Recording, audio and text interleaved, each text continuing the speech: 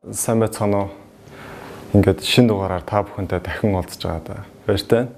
За ингээд өнөөдөр би та бүхэндээ бидний одоо сүүлийн үед идэх дуртай болоод байгаа нэлээд дэлгэрээд байгаа чизкейкийг хэрхэн хийдэг вэ гэдгийг одоо заан танилцуулах гэж байна. За ингээд өнөөдөр надад туслахаар миний найз галаа хүрэлцээрсэн байгаа. Тийм өнөөдөр хоёулаа гоё чизкейкийг хамтраад хийцгээе. Өнөөдөр бидэнд болохоор масл хэрэг болно. За сахарын пудр буюу нумтгалсан сахартай энэ хэрэг болно. За ийм бичэн хэрэг болно. 2 ширхэг өндөг, креми чиз, цөцгий, за чимэглэлд нь шоколадны сироп юм бага сага юмнууд орно. За хоёлоо эхлэх үү? Эхлэе. За тэгээд эхлээд ямар ч гэсэн 200 г бичэн 120 г маслаар чи таслаад за сахарын пудртай болоод бацчих заа. Хоёлоо юу вэ? Эрүүл ахуйн шаардлага маарлага гэдэг талаас бас хүнсний биелэг өмсч тээ.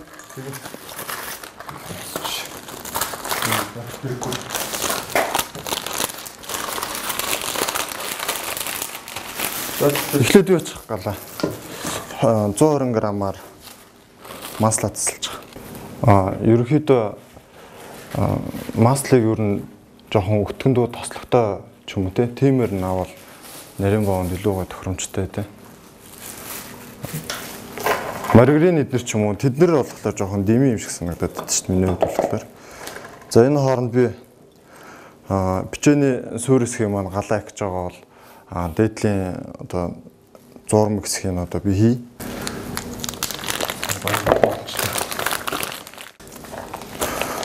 Цэцгийг жоохон өтгөндөө цэцгийг сонгож авал илүү гоё амттай болдог.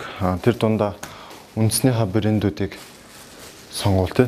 Манай монголчуудын өөрсдийн маань хийсэн цэцгийг бас айгүй гоё амттай байдаг шүү дээ. Креми чиз миксерт гэж жоохон амар болоо ботлоод тавьчих. Одоо тэгэхээр бичэн одоо яа гэсэн үг нотолох уу гэдэг хуугаад. Ингэн гэсэн үг. За чи маслыг ич.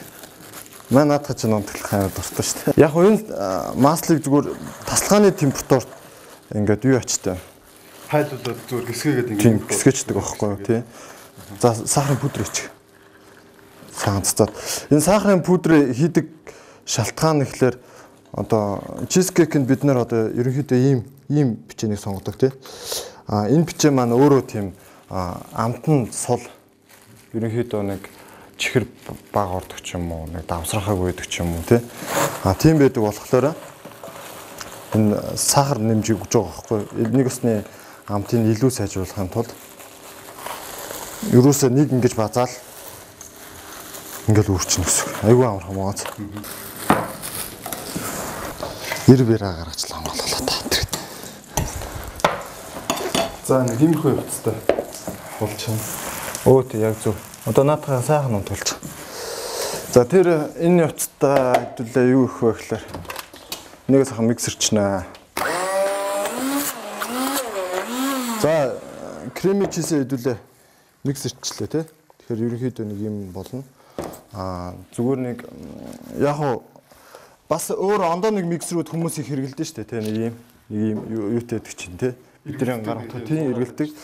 Тэрийг бас хэрэгжилж болно. Гэхдээ би энүүгээр нь хэрэглэх айгүй дуртай. Энэ илүү сайн хольж өгд юм шиг надад санагдаад тий. За одоо ингээд креми чизээ бид нэр ийм болгочоод дээрэс нь молоко байна. За ерөнхийдөө энэ чиз маань ингээд амтлаад үзэхэ. Амт байхгүй нэг зунгаарлцсан нэг тийм л юм бэ тий.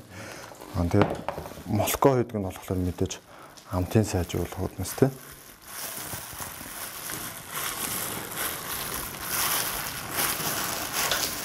За бичээ минь болохоор ингээд зурлаад ирсэн чи хоорондоо ингээд барьцалтай болчихлоо. Бүгд иймэрхүү болж байна. Тэм болцсон шүү дээ.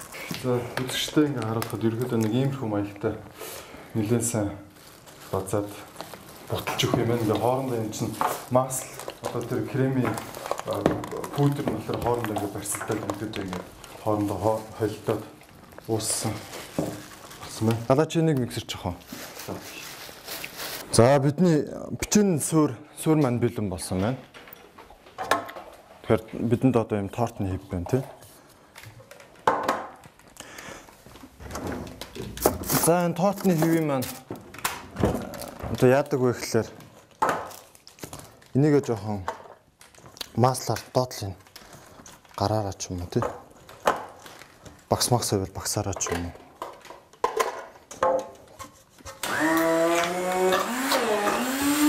Маслаараа сайхан туслаад өгч. За бидэнд одоо калкин цаас хэрэг болно. За калкин цаасыг хүмүүс одоо дивсгтээ хаажч барайл ингээд айгүй хажил болоод байдаг тийм. Тэгхгүйгээр зүгээр айгүй амархан арга байдаг. Тэр нь бол ингээд хаасаа ерөөсөө дөрөв нуглаад яг энэ ташуудаа дахиж нэг нуглаад За ерөөдөө ийм хөө малтуулчлаа. Миксертэй тийм болсон байна. За одоо хоёлаа наатамдаа чинь жоохон бож цуг ажиллана. За энэ цаасаа дахиж нэг ингэж нуглаад яг гол радиусаас нь цаасаа нүдэн баримжаагаараа багцаалж ингэж авч хуруугаараа сайхан ингэж зурж байгаа л.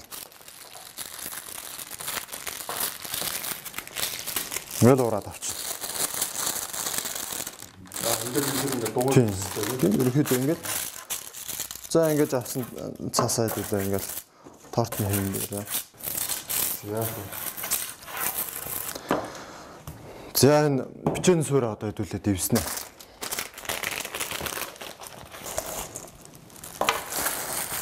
За бичэн суурь тараагаад дивс чинь хэдүүлээ. Хүмүүс сүүлийн үед нэг тийм хөвсгөр торт идэх байлчээ тий. Тийм ерөөдөө юм гоё тийм.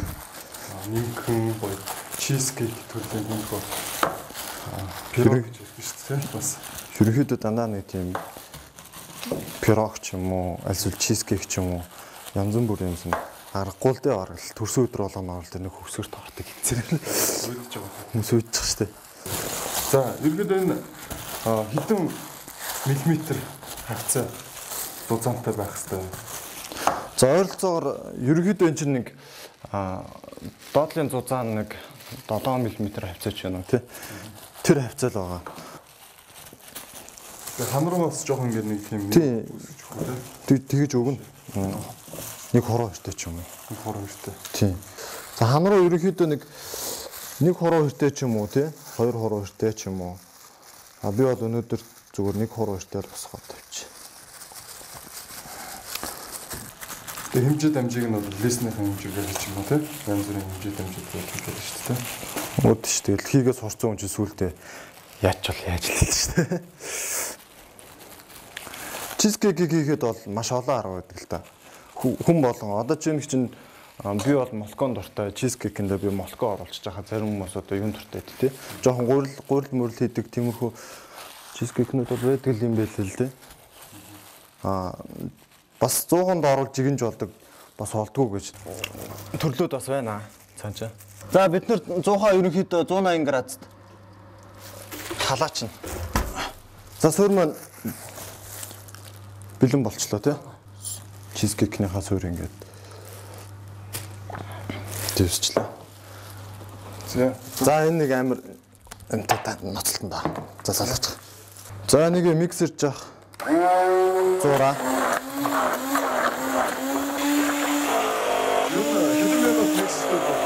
Ойролцоогоор энийгээ ер нь нэгээл 1 минут орчим хэртэй ч юм уу.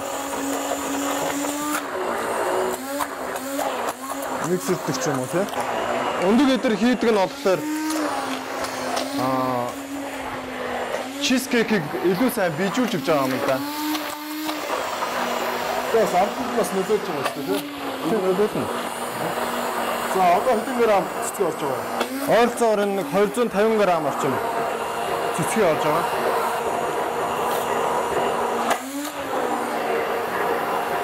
Энэ нь болохоор ерөнхийдөө нэг тийм жели төрлийн илүү сайн одоо барьцтай болгож юм гэсэн. Баш. За одоо маань юм жоох.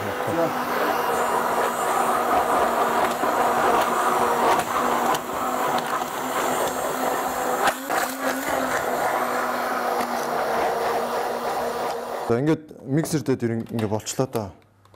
Аха. Тий. Одоо энийг шууд суурин дээр асгаж өгвөл. За үзэгчтэй ингээд харуулхад бол нэлээ шингэрсэн, нэлээ өтгөн байсан бол ерөнхийдөө нэлээ шингэрсэн байна. Одоо хэдүүлээ бэлдсэн чиз кек дээр доороос халаагаад 180 градусд. Эхний удаадаа 180 градусд ойролцоогоор 20 минут чигэнчнэ. 180 градусд яагаад юм баг минут тавьж байгаа юм бэ гэхээр ерөнхийдөө 180 градусд халуун температурт энэ чинь одоо молоко цэцгий гэдэг төрөл бүрийн морсон байгаа. Эдгээр маань хоорондоо нэгдэж өгдөг. 180 градусаар хэвэнд нь ингээд дээш нь ингээд байлгаад байх юм бол энэ чиз кек маань дээрээс ерөнхийдөө хайр тогтоо түлэгдэх маяг ч юм уу тийм ороод ирдэг. Нэг үгээр хэлэх юм бол шууд түлэгдэнэ гэсэн үг. Тэгэхээр 180 градусд 20 минут хэдүүлээ чигнээд түүнээс цаашаа хэмийг багасгаад 120 хэмд ойролцоогоор нэг цаг байлгана. За ингэж бэлдсэн чиз кек маань ерөнхийдөө гоё тийм барьцтай болж өгсөн байна.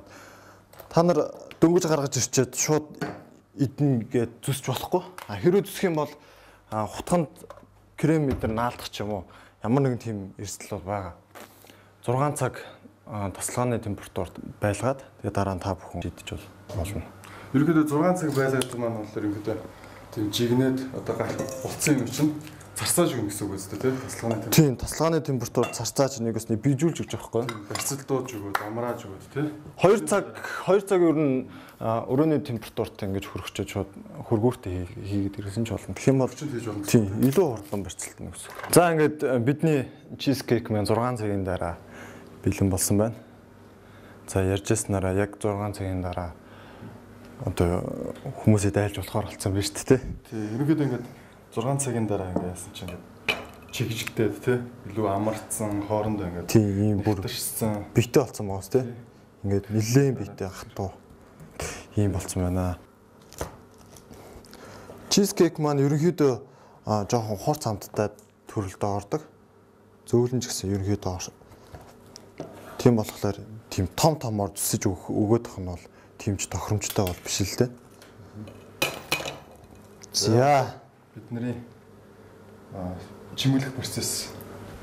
За ингээд хажуу талаас нь ингээд харахаар ерөнхийдөө ингээд давхарга одоо бичин давхарга байна. Дээдл нь одоо манай чиз кек ингээд ороод ирсэн. Айгуу гоё болж байна. За одоо хоёрын чимэглэх одоо өнөөдрийн арга маань юу байгаа вэ? Гүзээлцэг нь.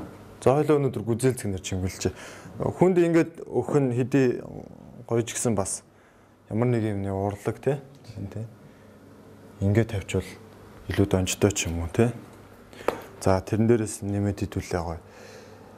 Шоколадны сиропоор ингээд чимэглээд өгдөг ч юм уу тий. За ингээд бэлэн болсон чиз кек та дотны хүн хайртай хүн тий.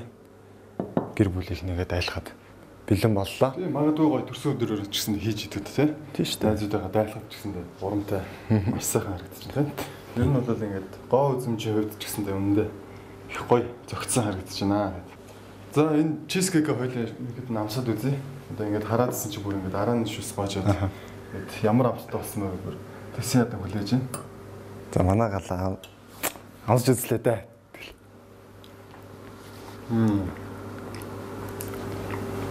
Амт бол нэр ярих юм алгаа. Үнэхээр гоё. Тийм, ерөөсөө угаасаа галаагийн амталж байгаа юм тэнд бол ингээл давхар амтлаа мэджилээ.